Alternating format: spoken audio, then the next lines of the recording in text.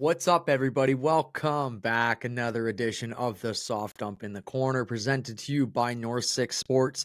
Today's episode number 33. What up, Big Z out of Boston Bruins? Hoping retirement's going well for you. All right, buddy. What's going on, Luke? As always, joining here on the podcast today, representing that lovely. Why don't we show the fans that wicked T-Bay jersey? Who are you wearing? What is that? Is that Stammer? Stammer, buddy. Stammer. That's a nice Came jersey. in the other day, actually. I like that one. Classic tee. For everyone who's listening, it's not the classic blue. It's got the white shoulders, the white, I guess, all the way down the elbows. Sharp dressed man I'm looking at here. Full flexing the guns. You're going to need to There's zoom no out. guns. You're going to need to zoom out for that one, folks. Let me tell you. No, you got to zoom in to see those. Things are good, man. Things are good. Actually, big reason why I got this jersey is I'm actually going to the game next week. 2 weeks, I guess. Leafs T-Bay's in Lightning, town? April 3rd. Love Lightning Leafs. So looking to see the Lightning chip pump the Leafs for a good one. So they're both playing well. So I'm excited. Yeah, they are. I mean, definitely are. I unfortunately had the luxury of watching my Oilers take a little shit kicking last night by the Leafs. Fortunately, they only get to play twice a year, but if they end up making Stanley Cup finals, my blood pressure is going to go through the roof, and my anxiety will take over, and it might be the last week that you'll ever know me. So I'm hoping that that isn't the case, but we'll have to go from there. But yeah, man, definitely T-Bay's playing really well. Leafs are playing really solid hockey too. Yeah. We're going to get into that a little bit here when we kind of talk about what's ahead in this podcast here. Everyone listening, we're going to talk about post-trade deadline. We haven't given you any of our thoughts on that yet, kind of winners and losers. We're going to talk about our award predictions recap, as I suggested, and as it's playing out. Jack Campbell is in the Vezina candidacy right now, playing very, very, very good hockey down in the AHL. Did you see that shootout? It's tough. It is tough to watch. So, we'll get into detail, but safe to say, I hope you didn't take Jordo's bet saying Jackie C was the Vezina champion this year, Vezina award winner, for lack of better terms. We're going to talk about Tortsy and what's going on in Philadelphia. Going to give you a little first round matchup guesstimation, if you will, for lack of better terms. What's going to be intriguing there, and maybe tidy things up with a little Stanley Cup prediction. So you're going to want to stick around with that. We're going to talk about a little bit of our Olympic roster from our last take too. I've been taking some heat. I've taken some heat, mainly from the boys in blue and white. But hey, you know what? Things can change. As we talked about, that was an original first take of the prediction. So we've got a lot of time there, Leaf fans, and your number 16 before you throw him in the rafters of the Olympic journey. But without further ado, chatted how you're doing. Nice to see you got a fresh new jersey. It looks sharp. Looks Thanks. better than the blanket that you have in Braden Point jersey. That's a triple XL on you. It looks like like one of those. Shout out to DH Gate for the wrong size. Holy fuck! What are those they used to sell like wild? There was like a blanket that you'd wear and you just like wear it around the house. Like a you remember blanket those? sweater. Oh, I forget No, the name there of was a them, term for it. Man, I wish I had that. Might as well be one. It's Blankie down to or my fucking something of something. But anyways, someone listening will be like, "Yeah, this is easy. Why don't you get that name down, right?" But anyways, man. So yeah, we're coming down to the stretch here. A lot of teams are looking at roughly, give or take, anywhere in that sort of 12, 13, 14-ish type of range for games left in the season. Quite a few teams are looking ahead for golf season, if you will. Quite a few teams are in the hunt. All right. So what's your take? I'll kind of let you just go. It's broad spectrum, but anything you want to kind of point out, whether it be Eastern, Western, certain division race, any wild card race, anything you want to kind of touch base on that you're kind of surprised about or you're kind of looking forward to down the stretch? Yeah, I think I'm gonna point towards the East, and the East is heating up, and I really like it because there's a lot of teams battling for that the last wild card spot, and that would be the Caps, the Wings, the Isle. Tampa's in that number one wild card spot, but taking the biased rate out of it, I don't see them missing playoffs the way they're going, and we'll get more into the deadline acquisitions, but I think what they got is really helping them down the stretch. I know we chatted offline about this, but the Washington Capitals make no sense to me. Like, that coach should, if they somehow make playoffs, that coach has got to be nominated for Coach of the Year. Not saying he should win it, but he should at least be nominated because of the team they have, and their goal differential is like -28 or something crazy like that. So just seeing them winning hockey games is mind blowing considering that goal differential. Um, but yeah, Caps are at 79 points. Red Wings are at 78. Isles are at 75. It is going to be a battle to the end. So I'm excited to see what happens in the East. And then I was looking at the West today, and what surprised me is like, could the Vegas Golden Knights miss playoffs? Please, Could please they let miss them. playoffs? Please let They them miss. are sitting in that second wild card spot, and the Blues are only 5 points behind. They're 5-5 in their last 10.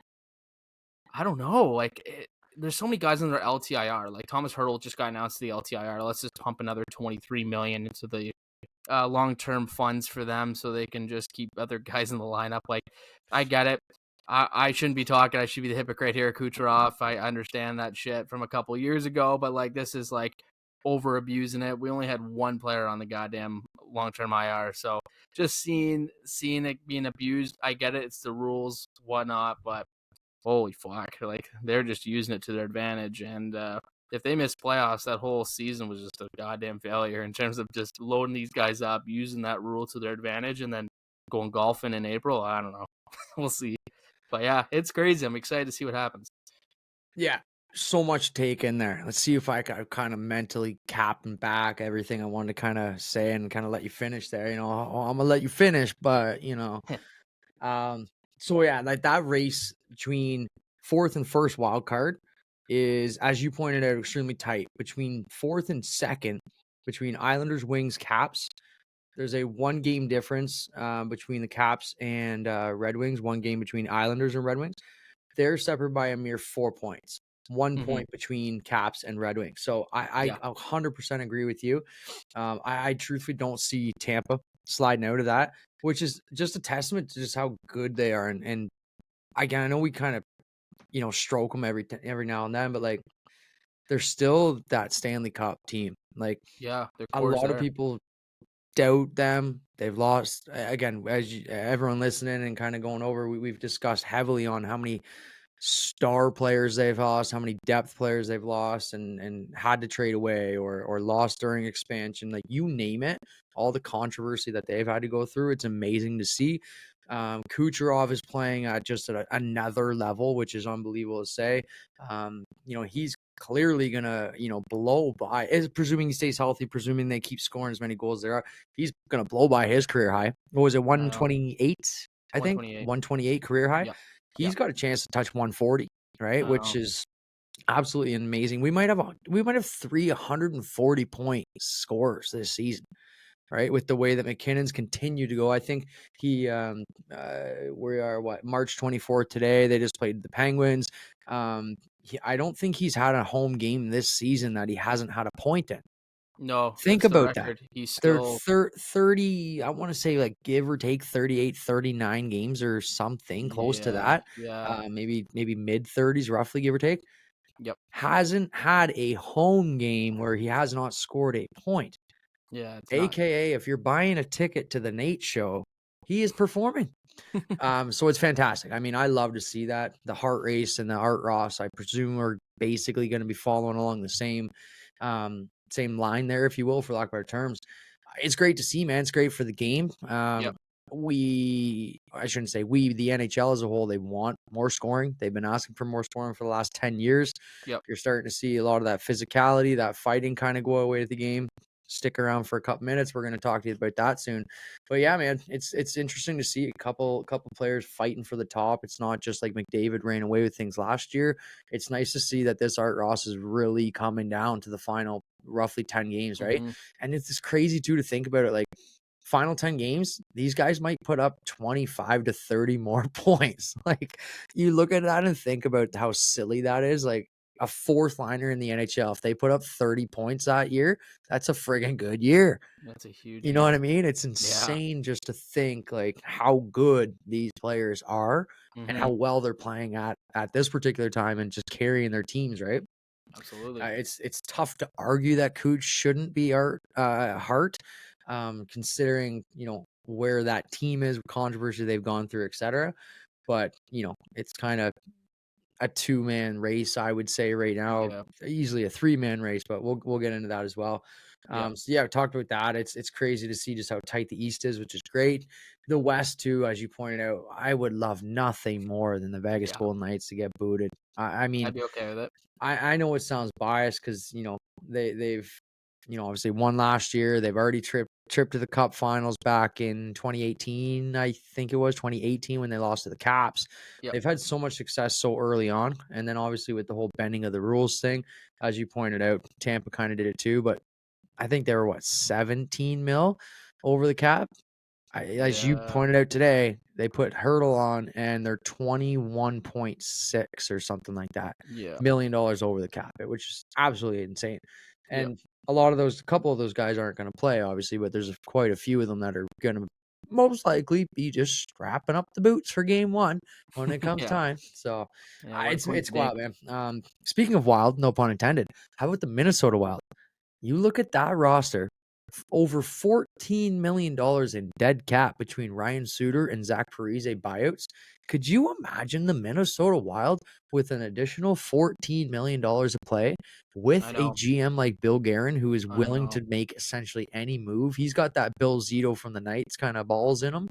They're Yep. ready to make a move, man. You know what I mean? Like 14 million in cap space, and you're still able to create a team as strong and as efficient as they are. Kudos to them, man. Absolutely stellar lineup. I love watching them play. Kaprizov is lightning to watch that Yeah. guy play. Boldy looks really strong. They have a lot of good young kids. Rossi as well. Really solid back end, and obviously when you watch Fleury in that, like there's nights he just looks 20 years old again. Yep. It's pretty crazy to watch, right? But like I said, we'll get into kind of more detail on where we kind of think things are going to follow. Again, Nashville's played extremely well. They're just 15, 16 game point streak, I think. Vegas, please don't make the playoffs. I don't think anybody in the NHL would be unhappy other than their fan base if they did not make the playoffs. So Yeah. I'm really hoping that for some unknown reason that they find a way to keep underperforming. Aiden Hill just got injured as well, so that's kind of something as well. You look at who's going to be their goalie, right? Let's quickly transition though, as we kind of pointed out, with the hurdle thing and this and that. Trade deadline has come and gone. We're about 2 weeks or so after that, just to kind of give you a rough idea of how many games they've played, give or take. Most guys are 5, 6-ish, maybe a couple more, games deep into with their new teams, maybe even just under 10 for a few teams.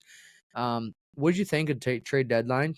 We didn't have necessarily some crazy trades. There was always some great depth moves, excuse me.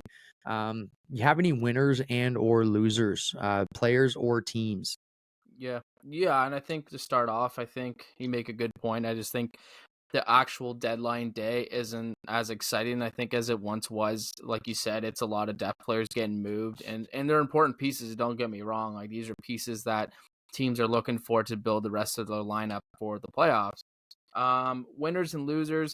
Winners, I have a few teams. I'll list a couple. I got Colorado and Vegas. I think they really boosted up their lineups. Vegas, as we know, Tommy Hurdle came out of left field. Like I don't think anyone really knew he was going to get moved. And then Colorado, they picked up some depth pieces. What's the defenseman from Philly, Walker. Sean Walker? Yeah. Yeah. Yeah, and I think that was a big move for them, especially when they shipped off Bowen Byram to Buffalo, Yeah. getting Yeah. Casey Middlestat, which solidifies, that second line center. But Byram's been a star in Buffalo. He's fit in right away. He's getting at that 4 or 5 extra minutes, and it's obviously making a big difference for the Sabres. So their back end is like crazy good. So looking forward to seeing what that future looks like on the back end for Buffalo. And as a dark horse, and again, I have Tampa as a dark horse, and just because Duclair's been playing so well, he's fitting that Loved lineup. it. He's scored 4 in the last 5 games. Before last night, they were 5-0 after the deadline. They've won every game. They did lose in overtime to LA last night, but they have a chance to play again. They play the Ducks tonight, so I mean, I would hope they can Gotta get you 2 gotta get points. those wins when you can, right? Especially at this Yeah, time of year, the Ducks are unfortunately hoping that they lose so they can solidify their, top yeah. 5 style pick, right? Yeah, Um, so and then it's just nice, Dumba's fit in quite well. Obviously, he's not, like, a flashy player, what needs, but he can, take some minutes on off of Hedman, especially with Sergachev being out yeah. and, being able to defend the blue line, but, It's I funny have, even like too, just super quick on that one. I yeah, remember, I think it was the next night or so, we were together, we were chatting about it, and you were pretty excited about the Dumba pick. And I yeah, remember saying to you, man, I'm like, you know what, your real winner's Duclair. He's gonna yeah, fit into that lineup yep, incredibly well. he's I've fast. always wanted that guy. I Mhm, love the way he plays.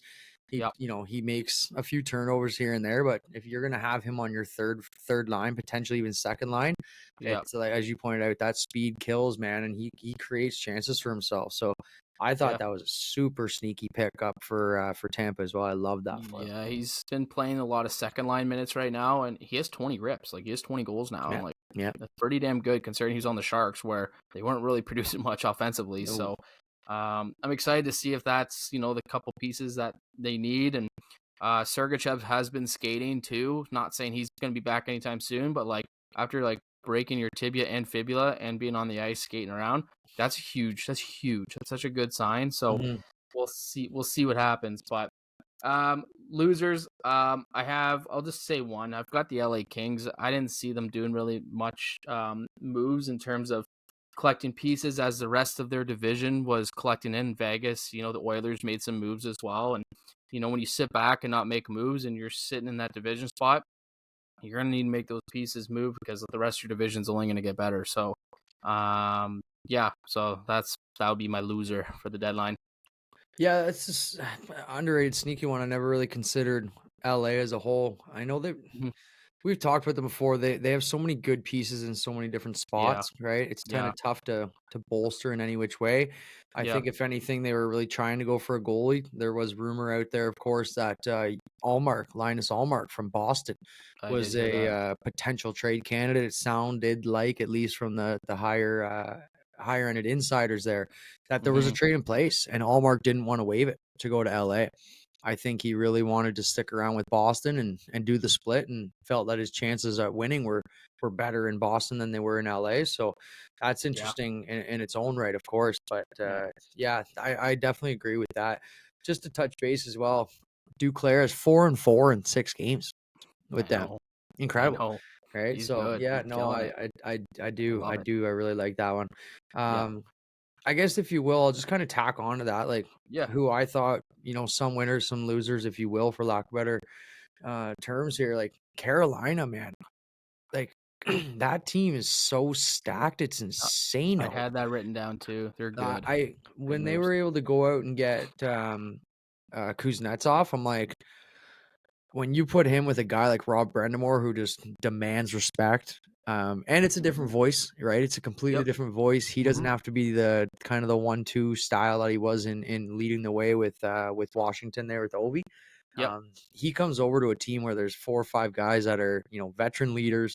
You got your Brent Burns of the world, your Ahos, Jordan Stahl, who's won a cup and has been around a very, very long time. Just a incredible leadership brass. And then, of course, too, like I pointed out, Brendamore is not gonna just, if you're not on, you're not playing, right? So he demands the best out of those guys. He's gonna be a fresh voice for Kuznetsov, and it's already paying off.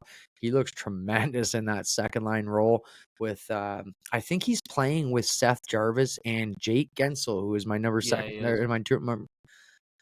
Slow it down, Jordo. My number two here on Carolina that they went and got their pickup for. Um, that trade could look incredibly bad for Pittsburgh if those draft picks don't work out. I Oh understand yeah. Dubas got some pretty talented prospects. I do not know much, if not anything, about some Yep. of those draft picks. Or excuse me, prospects and picks.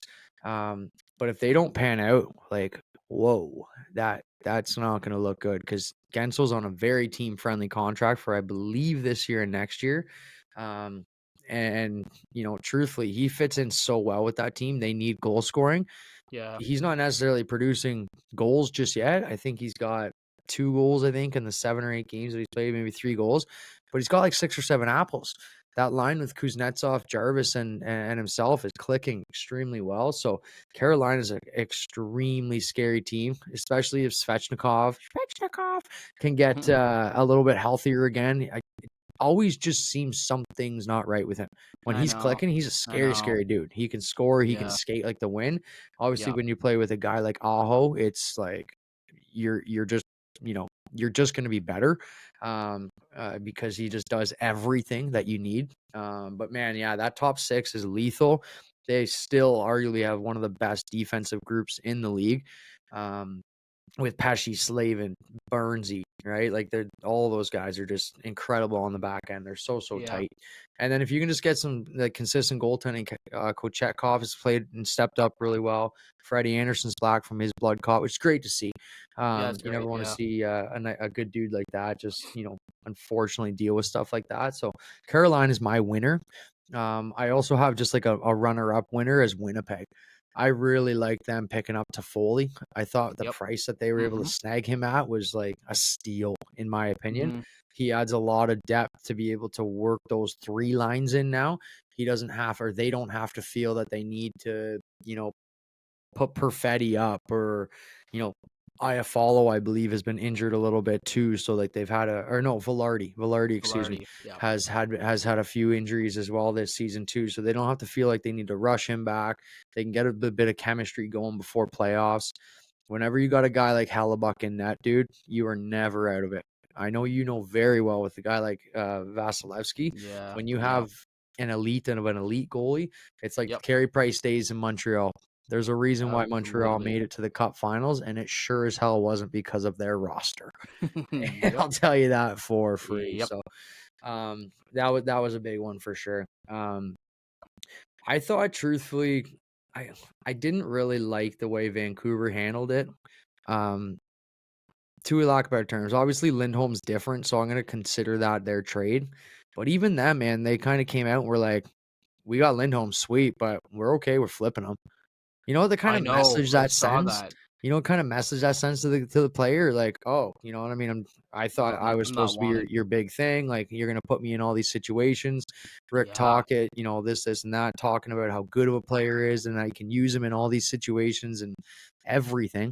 And then you kind of go out and say something like that, right? I That was understand they've wild. they've got a lot of depth pieces and some really strong pieces in both defense and goaltending, of course, with Demko. But I thought maybe they might have tried something different, gone a little bit more aggressive at a guy like Henrique, where the Oilers ended up, Yeah. sliding him into just a veteran player that kind of could have took them even to the next level. Maybe an elite face-off guy or an elite PK kind of guy, just somebody else. I thought maybe it just leads me to believe again, and I've said it time and time again, Vancouver doesn't scare me. If No. I'm Colorado, if I'm Dallas, if I'm, Edmonton, if I'm Vegas, Vancouver doesn't scare me like at Yeah. all. They really Yeah. don't, right? So I thought they were a little bit of a loser this year. I Yeah. I also too, and take this with a grain of salt. Just a two quick second tip here is, I kind of thought Chicago was a bit of a loser at the trade deadline. The reason Mhm. for it is there's a lot of like on the fence younger players or on the fence kind of mid-level to kind of, players that could be dynamic for years to come or just fill great roles. Mhm. They've got so much draft capital, they've got so many picks, they've got a lot of decent young prospects or whatever. Obviously, they're not making playoffs and you're making a push, but it Dump them. just maybe they could have been creative, you know what I mean? They have so much cap room, and when you Yep. can help another team out with cap room and then give them prospects or give up or make three ways or something, I don't know. I understand you need to be, creative. But I was kind of looking at Chicago like, is there any way they might be able to kind of expedite the whole Bedard thing? Can Yeah. they, potentially add another, decent name? Could they have added a guy like Casey Middlestat to their lineup, who in Mhm. theory could have said, you know what, I'm not going to, Colorado, but I could be a number two center or play with Bedard for 7, 8 years. You know what I Yeah. mean? Like that Yeah. type of trade, I was Yeah. really expecting, man, like Chicago to make one of those. Shit, like I would have never expected those types of trades. That would have been interesting. Set them Yeah. forward, right? Because now they're relying on drafting and getting their prospects up to par and just really rounding them out, right? So development is the fancy way that they like to say that, and Yeah. long-winded answer. Yeah. But that's that, man. Anything else you want to talk about with kind of trade deadline as a whole? I was just gonna add on your Chicago talk too. Maybe there's just like an off-season wait, seeing where they land in the draft. Maybe they do get Celebrini, and then they can just build around those two. There are some players that they could move, like older veteran players, like Tyler Johnson could be a guy that could go at the end of next year. They could look to move. It's $5 million. Like I think you got to go for a clean slate and then start building from there. I do like Nick Foligno being there because what I've seen, I think he's being Oh like yeah, an idol role model for Bedard, and it just seems like the two of them are clicking, and someone that Bedard could look up to and get advice from, and how the NHL rolls. So I do like that, but I think we'll see some more moves in the offseason, just seeing where they're going to draft, and because they're going to be a top 3 pick. There's a pretty good chance there. So oh absolutely, so absolutely, depending on who they get, like I'm not even going to be surprised if they get Celebrini again, and then they have 2 number 1 picks, 2 generational talent players. So we'll see. We'll see what happens. But other than that, no, I mean, Panthers are another team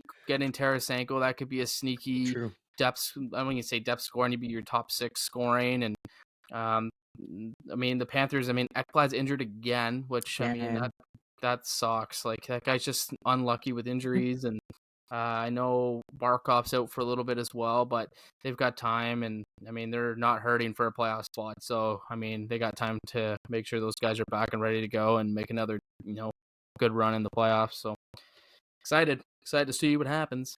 for sure. Shifting gears here. Jumping up to the top of the league.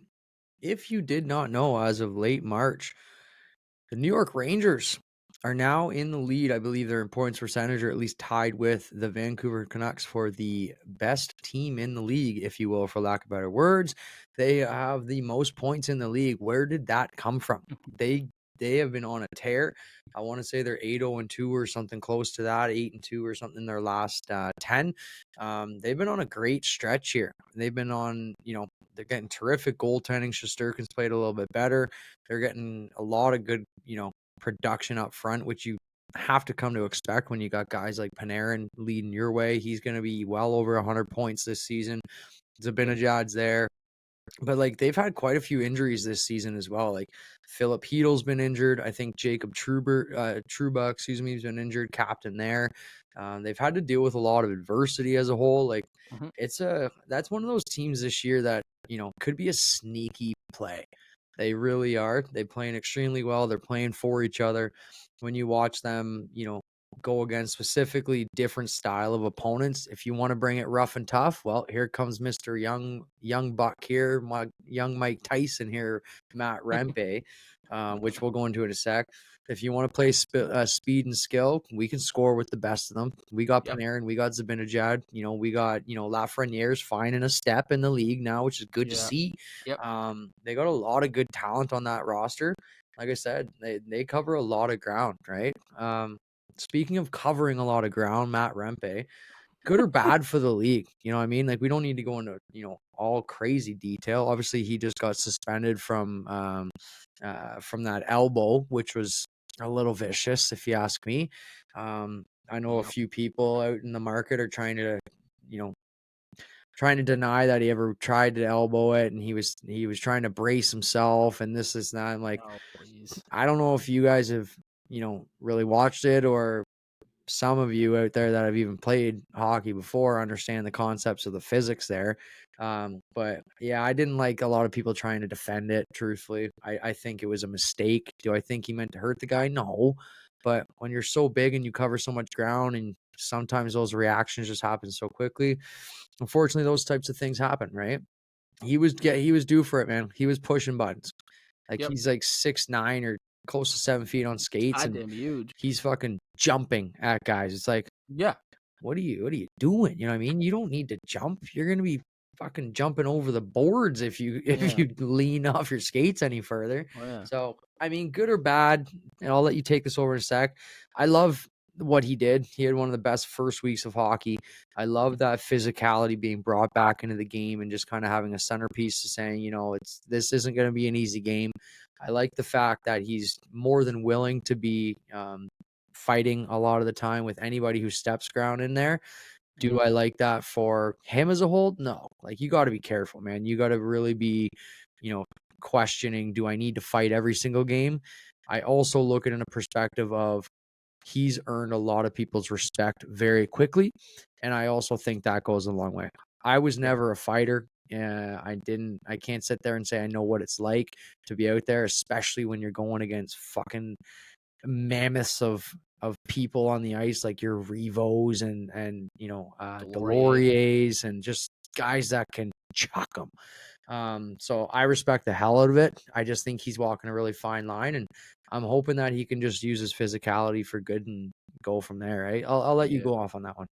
Yeah, absolutely. And the biggest thing I think you look at the Matt Rempe situation is, if you're not going to be scoring or making plays, you have to have eyes on you, like you said. And if you want to make a name, you got to find other ways to put Yeah. eyes on you. And he's got the size, he's hitting hard, and he's fighting. And like you said, he's fighting the best of them. Like he's fighting these big bastards that like Fuck yeah. Revo and Delorier. So you are making a name for yourself, but yes, he is pushing a button. He's just gotta be really careful. We all know the league is trying to eliminate the physicality side of the game or reducing it, at least at what I could say. Like when you're jumping at Labushkin, like dude, you're putting him in Buddy's fucking popcorn in the first row. Like the guy is like, you don't need to jump. You're big enough to just crush him if you want to Yeah. do that. But like, yeah, like the elbow, yeah, like I couldn't agree more with you. Like you got to keep that arm in. Like you're gonna catch the guy regardless if you meant to or not.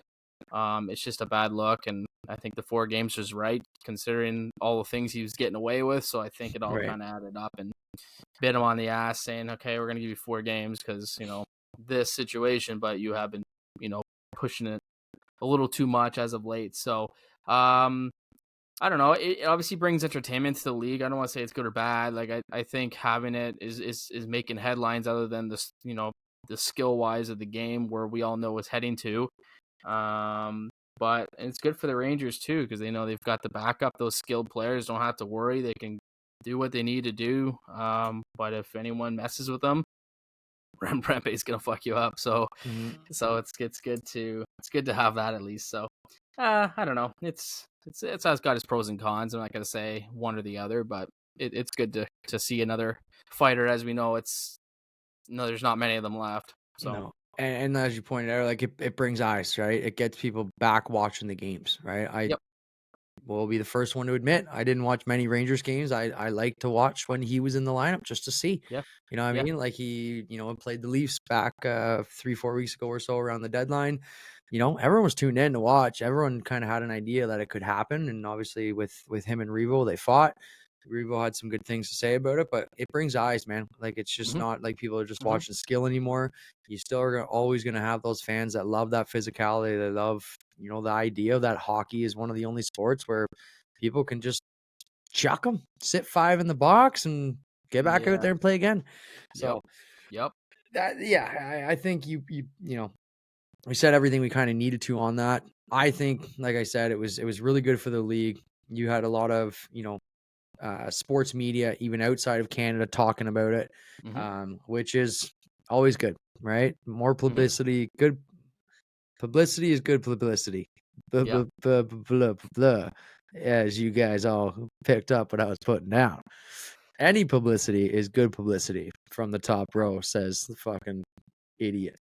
Um, anyway, let's move on here. So we have a few prediction recaps. Kind of want to jump back out of here very quickly. So just to kind of lighten the mood a little bit on the conversations here, as I touched base earlier, we made our predictions of award winners early on in the season. All right, we'll go back on it kind of toward the end of the season to see how we hit nail on the head on the specific picks. For now, let's go into, and it just can be a quick-witted answer. We don't necessarily have to go into full detail, of course, as we kind of already have. I want you to name off who you think's going to win Art Ross most points, who you ultimately think will win the Hart, who you think's going to win the Vezina, and if you think Bedard will, or how about this? If you think Bedard should win Rookie of the Year. Go ahead. Yeah. Yeah. I can tell you what I had originally when we first did this at the beginning of the year. So Art Ross, I had McDavid. I think a lot of people would have had McDavid. It's a pretty easy choice to make. I have Kucherov, and he's been going off the last. I think he's got 15 points in the last 4 games. He's got like 3 4-point nights in the last 4 games, which is crazy. He's just going on and on and on. Anytime the Lightning score, there's like feels like an 8 out of 9 chance that he's going to be on that point. Like Literally. it's crazy. It's unbelievable what that guy can do on the ice. But that being said, for the Hart, I originally had Jack Hughes. That was looking good until he got injured multiple times. It was. You're right. But I do have McKinnon, and I think with McKinnon, especially what we've been listing off, like he's got a point in every home game. The only other player to do that was the great one. Heard of him? Heard of him? Yeah. Just the way the guys, they're carrying the team. They're first in the Central. Yes, Tampa's in a wild card spot, and not usually they're top 3 in their division. Maybe not as a great year as they've had in the past, but Nate Dogg's been carrying the team and really pushing them to the top of that division. So just the way that guy skates and moves, the IQ he's got is it's next level. So that's why I think Nate's got my Hart Trophy candidate. Vezina, I said Jake Ottinger to start the year. Still not a terrible pick. It really isn't. But I think I'm going to switch gears and take Hellebuck. I think Hellebuck's, not saying running away with it, but he's pretty well secured in my books. He's second in GAA, first in save percentage. The Winnipeg Jets are having an unbelievable season, and he's obviously a big part of it. So Hellebuck is my Vezina pick. Rookie of the year, it's hard not to say Bedard. If there's anyone that may have a chance, would be Brock Faber on Minnesota. Guys logging in 25 plus minutes a game. The kid's still like 19 or 20 years old. Can move the puck like he's 30. And he's got, I think, 40 plus points. So he would be the only one that would actually, I think, sniff a chance. But I think we all know where it's leading. And I think Connor Bedard's going to have that one locked in by end of year. Yes, I mean, not much for a sexy debate on this one. I too picked Connor to start the season there as Art Ross. I remember when we did our early season kind of talk about who we thought might turn it around and might end up being in whatever situation here, of course. I do recall, quite a few months ago saying I do think Nathan McKinnon is going to get the Hart. That was back, quite a few months ago. I said I don't see him slowing down. I knew that was one thing he hadn't had in his resume as of yet was an Art Ross, which in theory would most likely get him a Hart as well. So I'm going to stick with that as well. I really do think I know. I honestly don't think McKinnon's going to win the Art Ross. I truthfully believe it's going to come down to McDavid and Kucherov. I would not be shocked if McDavid, because I kind of was looking at their schedule moving ahead. There's a few games that I think he might have the ability to put up big numbers in any game as a whole. But like you pointed out, man, it's crazy with Kucherov. Like he either has 0 points or has fucking 12 points in 3 games. Yeah, it's insane. Like he scores in bunches. McDavid's obviously picked things up significantly. From the start of the year that he had, where he was almost under a point per game through the first 12 or 13 games, which is so unlike him. But I do think, I really do think Kucherov is going to hang on to the Art Ross. I really do, because I think McDavid cares more about winning than Kucherov. Take that with a grain of salt, everybody. I'm not saying Kucherov doesn't want to win. But I just think in terms of the position that they're in, I think McDavid really wants that cup. Kucherov has had he's that. hungrier. Cooch has too. Cooch has had that understanding that, I've won 2 cups. I've been to 3, finals as a whole. He's like, I just got to get to playoffs and I know I can win. Whereas McDavid's kind of like, I feel a little bit of pressure Yeah. and I have a lot on my Mhm. shoulders, and I really want my Mhm. team to win. You know what I mean? Yeah, So I agree. I think McDavid, if anything, he's still going to put up points, but I think he's got to gain what 12 on. So sorry. As of right now, he's down 8 points, and I know McDavid missed a game. I believe Kuch has played in all games. He is 2 games theoretically behind Kucherov. I mean, Okay. McDavid could easily put up 8 points in 2 games. I'm not Oh saying he yeah, can't, 100%. but it's interesting. So I'm taking Kucherov to win Hart. I'm going to take McKinnon to win the Hart. I truthfully believe that.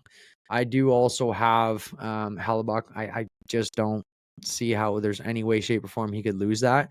And unfortunately, and I mean this truthfully and whatever, I do think Bedard's going to get it, but I'm so much in your boat, dude. Like that Faber Yeah, is not getting nearly enough no, credit, man. because he's in Minnesota too. Well, see, that's the thing too, and I was going to bring that up earlier. Is when I started talking about Minnesota, I forgot to even mention him quickly. But if they Yeah, get into playoffs and he's their number one, playing 20 some odd, 25 almost minutes a night, yeah, 40 points by any defenseman in the league is it's good. pretty damn good. It's not even good. Yeah, It's pretty damn good. yeah. I just looked it up really quick. He's actually 22 years Oh, old. okay, okay. But I mean, as a whole, dude, like just he's an August baby, it says here. So he's an 2002 baby. Um, but dude, like just absolutely astronomical for him to Yeah, step up and do what he's doing. I yeah. don't think people credit the D man enough. I I think know. I think Bedard was given this award before he even played an NHL game. I Yeah, really do. yeah. And you know what? I'm not discrediting it. Like he's put up like I want to say what is he at like 70 points or something like that or 60 something points. Yeah, well, Maybe he's I'm got. wrong. I know he's 20 goals. Maybe I'm wrong. I mean, yeah, he's producing. But like I said, it's I don't think people truly understand how much more difficult the minutes and the ask that Faber is getting as opposed to Bedard. I don't think there's nearly as much pressure on Bedard because he's Yeah, still performing. I don't think yeah, anyone has expectation for Chicago to do anything. And again, like I said, Bedard, sure, he's playing against some good competition, but when you have home ice, you have last change. Bedard's finding key matchups, right? yeah, Whereas Faber's like, oh, uh, Matthews is out there. Oh, I'm out there. Oh, McKinnon's going on the ice. I'm going out there. Like he's yeah, their number one basically now, which yeah, is yeah. absolutely insano Mhm. for a rookie, right? So that's my picks. I got again quick recap. Kuchel, I think will hang on for Art Ross. McKinnon for Hart, Hellebuck for Vesna, and Bedard will maintain Rookie of the Year, even though it should be closer than I think a lot of people think. We have the Uh, same. Love it.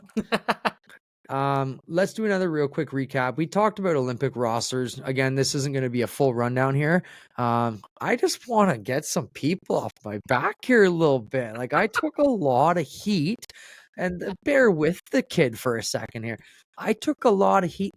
I don't think Mitch Marner is not a good hockey player. Okay, everybody. I think he's a tremendous hockey player. I think he's an elite playmaker. He plays PK for the Toronto Maple Leafs as their number one forward. I understand. What I look at when I build a hockey team is not just I'm playing NHL 2K20 like '02 here. Like I'm not creating an NBA 2K roster. I'm not playing Chell Hut team, and I'm putting everybody I think is the best player out there. If I'm Mhm. making a team, I put together the roster that I think has the most depth, the most chance of winning. Do I think he could be on that team? Absolutely. There is 2 freaking years. There are 2 years for all you grammar freaks before they come together here. Okay, for all we know, some guys may not even be relevant in 2 years. For all we know, there could be, and we talked about before, there could be a kid on Team Canada's Olympic roster that's still playing in junior right now. We don't know. All right. Lay off a little bit. We got a couple projections over the next few while here. That's all I'm going to say. I hold by truth on what I said on everybody on that roster. But just bear with me. Good player, not there just yet. What do you want to say on yours? Did you take any feedback from your end? Now everyone liked mine No, I put Mitch on there because I knew I was gonna. because I had Mitch on I there. knew what to expect if I didn't do that. You know what I mean? Yeah, no, I don't know. I stand by the team I have right now. I mean, there's still like we said, it's still really, really, really early, and you never know. Yeah, there could be players that are not even fully produced yet Yeah, that are going to be on that roster. Um, but yeah, no, I don't think I can really make any changes or any feedback and for a little bit. But yeah. yeah, No, I 100%. stand by. Like I said, we'll do maybe one, maybe two more. I think maybe even more could be before we even remotely get close to that time frame. But Yeah, I just wanted to kind of clear the air on that one there for a few seconds there, folks. Let's not get carried away here, Leaf. I wouldn't be like any Leaf fans to get carried away here. You know what I mean? bunch of silly Um. goosies. Anyways, I wanted to lighten the mood with that one. Bring that up very quickly. Let's talk into. I think this one's worth going into here. Just a quick little discussion here. Tortorella and Philly. What's your take on what's going on there? Do you think it's getting out of control? He's now scratched Couturier, who he recently, might I add, announced as the captain for the team. Right, this Yep. was all of maybe I think what, a month ago, month and a half ish now, like recent, like for lack of better Yep. terms. Yep. What's going on there? Like, do you think he's sending the right message? Do you think I can't really call us the media, but let's just say we as fans slash the media, do we think that we're blowing this way out of proportion and there's kind of more to it? And I think Torts is just sending the message so he can, maybe it's not even directly correlated to Couturier's play. It might even just be sending a message to the rest of the team to simply Mhm. say, you know what? My captain can handle this. I've talked to him behind closed doors. He might even say, I'm just letting you take a night off rest up a little bit because Couturier's had injury issues. They Yeah. still need him for the next 5 to 6 years, hopefully, if he can play. Maybe what Torts is doing is behind closed doors saying, Couturier, Sean, this has nothing to do with you, dude. I just want you to take a night off. We're not, ready to compete yet. If we still make playoffs, great. If we don't make playoffs, which I don't think they're gonna, it's okay. But maybe what he's trying to do is just send a message to the kids that aren't maybe doing what they're supposed to be doing, maybe not putting in the effort, just to simply say, hey, if I can scratch him, I can scratch you. Yeah. Yeah, I don't know. Torts is Torts. We know with his resume, he has won a Stanley Cup with the Lightning in 0304, so we know he's got some credibility, but I think it's going on a little too far now. Like you said, I we agree. don't know the full story. I honestly think something's up that we don't know for sure. I understand the one game scratch. Sure, send your message to the team like, "Hey, wake the fuck up. We got to get going here. We got to win hockey games."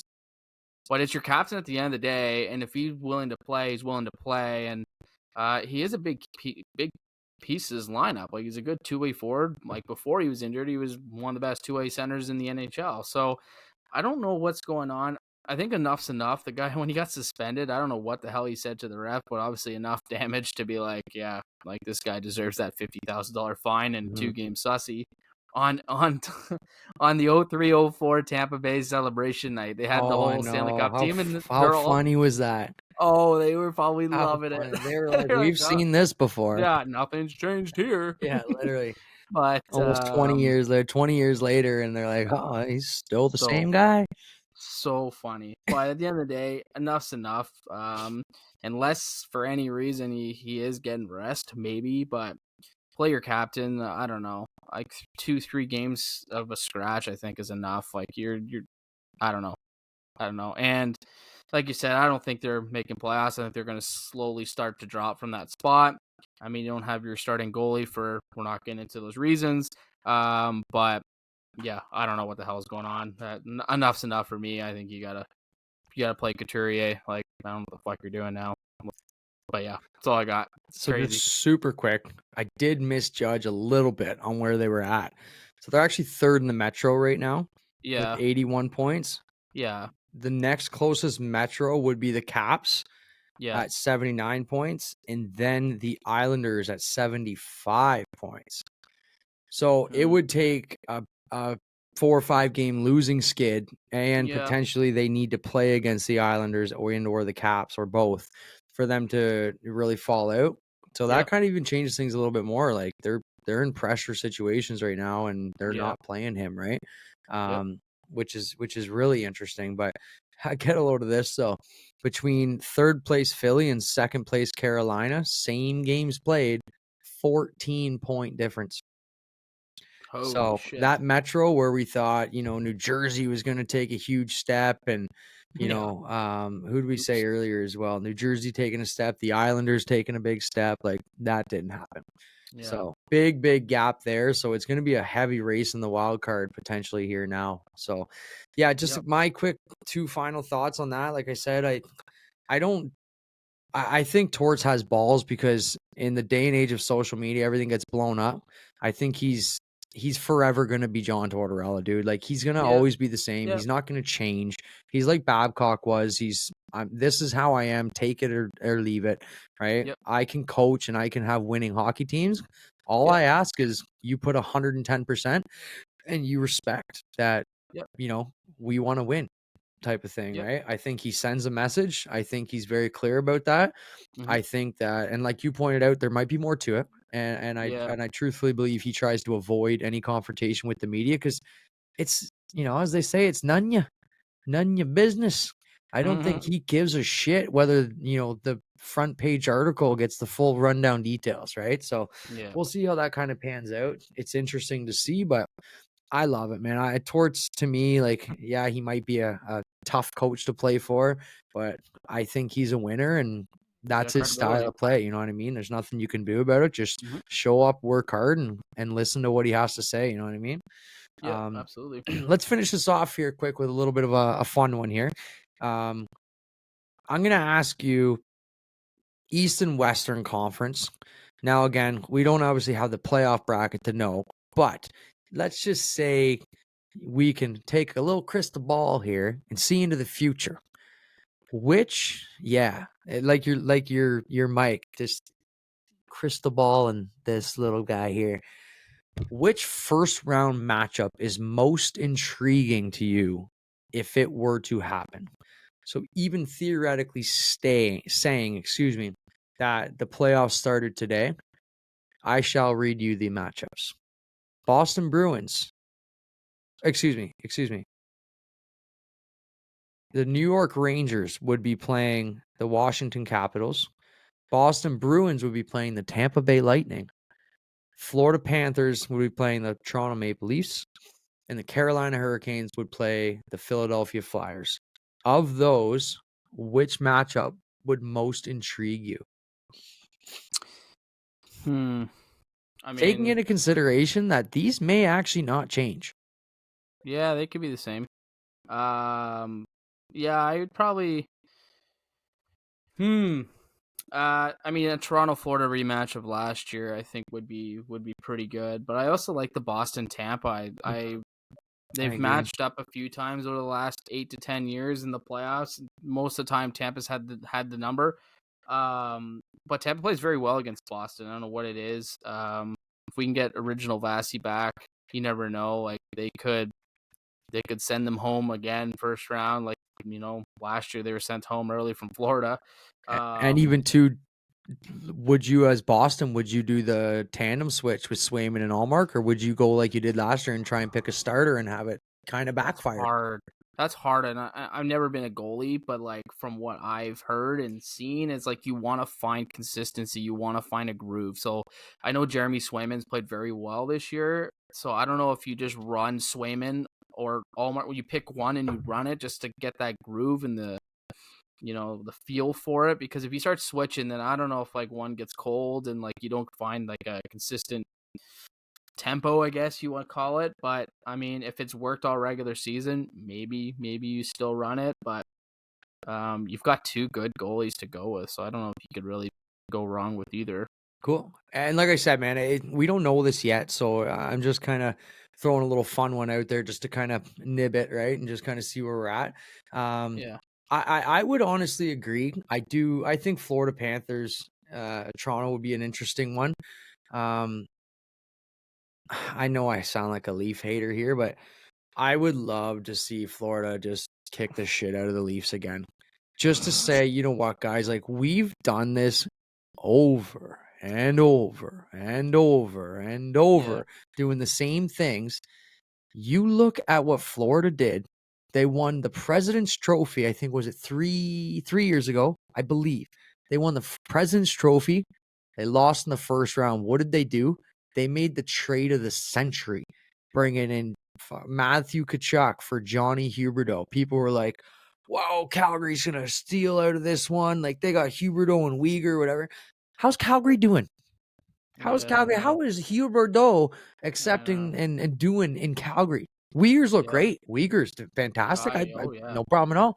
You go back to, but we both said back in the day we think Uyghur's the bigger part of that trade than Huberdeau because I I love Huberdeau. Don't get me wrong. I think he's a nice dude, great player, but he clearly sweet dude. misses Barkov. But let me tell you Yeah. one thing: Matty Tkachuk doesn't miss playing with Goudreau. I'll tell you that. How's Johnny Hockey over there in fucking Columbus. Cannonville? It basically sharpening or cleaning up his clubs because he's never going to see playoffs ever for the rest of his career if he stays there. What a Yeah. terrible decision that was to go to Columbus. Anyways, sidetrack note. I would love that, man. But yeah, Florida, like I said, they win the Presidents, they lose in the first round. Big upset. What do? They say, we need something different. Look what the Leafs have done. They've won one round with these guys in the last, 6 years? They've done nothing different. Nothing different. Hmm. Do I think they can beat Florida? Absolutely, I do. They could. Yeah. Absolutely, I do. But I really do think if you look on paper, and I bet you have the answer off the top of your head, what is the one position that Florida has the advantage in? Goaltending. Goaltending. Yeah. Would you take Bobrovsky over Samsonov? 100%. Yeah. Oh 11 yeah. times out of 10. And you Yep. you proved it last year. Everyone was dogging Bobrovsky. Oh, he's making 10 mil. He's making 10 mil. Yeah, well, you know what? When he goes through and has like a 1.95 goals against for the 20 some odd games they played in playoffs last year, there's a Big reason why plays. they almost won the cup last year. That's my pick on that one there. Let's go West Conference here very quickly as well. I'll do same structure here based on where we are currently at, and I'll just let you pick one. So Sure. we would have the Vancouver Canucks against the Vegas Golden Knights. Wow, that's Hmm. a good matchup, actually. Um, Colorado Avalanche would be playing Nashville, also a decent series. Dallas Stars and Winnipeg Jets. That is a shitty matchup for whoever gets that. That's like the standard Yeah. Atlantic matchup. Like two teams that could easily be winning the cup. One has to lose in the first round. Thanks, Yeah. Gary Certainly. Bettman. Your fucking playoff structure is It's tremendous. Let's just go back to 1-8. And last but not least, yeah. Edmonton versus LA for a third year in a row. Who do you think would be the most intriguing matchup there? That is so much harder to look at and decipher which would be the best series than the East, to me. Honestly, yeah. Yeah. I don't know. I just like none of the. It's gonna be bad, but like I would probably say either Dallas Winnipeg or Oilers Kings. Like, I'll be honest, like I'm Mhm. the other two matchups don't even intrigue me at all. I don't know what it is. I just don't think. I know there's talent on both sides. Like actually think Vegas is gonna beat Vancouver in 5. Like I don't even think it's fucking close. I don't know. Maybe that's just a hot take of mine, but Dallas I Winnipeg, don't like think you, so. I could agree. I think Vegas is the far superior hockey team. yeah, they know how to win. They got bigger bodies. They're gonna fucking throw them around.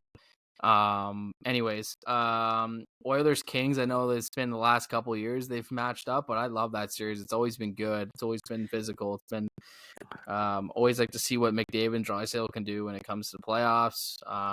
It's hopefully their time. They deserve it. Fucking been itching at the bit to get that cup.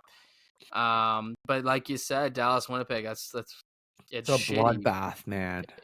It's shitty because one of them has to Mhm. go. They both had like superior seasons, especially Winnipeg, because Winnipeg, I think a lot of people counted them out this year, and they've had a great season. They've had great goaltending, but like Dallas and Winnipeg both have great goaltending, so it's really gonna be interesting to see what it comes down to. So those are like the two. I don't know if I could really pick one over the other, but those would be my two picks there. I'd be interested.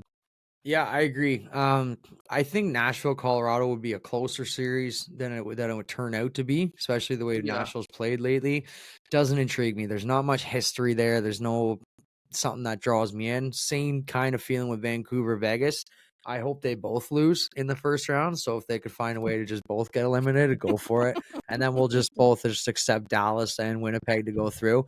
Um, I think Dallas and Winnipeg would have game 7 written all over it. Like Oh yeah. overtime game 7. Like that Oh would be yeah. a fantastic series to watch.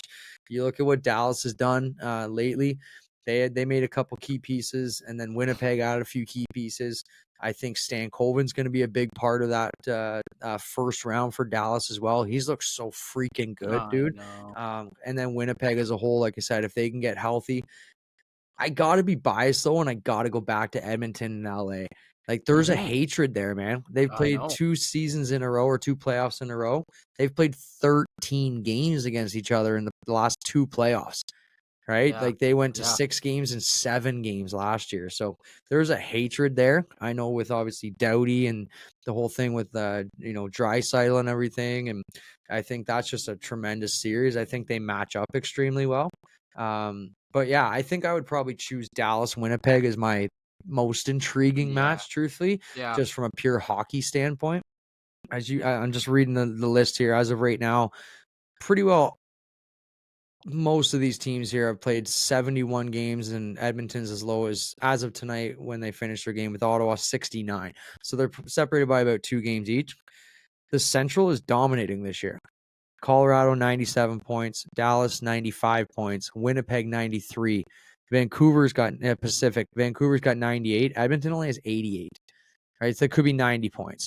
But you Hmm. look at like how good the Central has been this season, fantastic, right? So I think it'd be interesting if you know you found a way to kind of get a few of those matchups come through. But I would say Dallas and Winnipeg for me is easily the most intriguing matchup.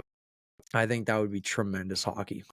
Um, Yeah. let Go ahead. Go ahead. I was gonna add one more thing too, because I had written down like if it wasn't what the line or the standings was today, if it was just based on like what potentially could happen. I had Boston Toronto written down on it because that is, Of course. Yeah, oh I god. agree. I And then agree.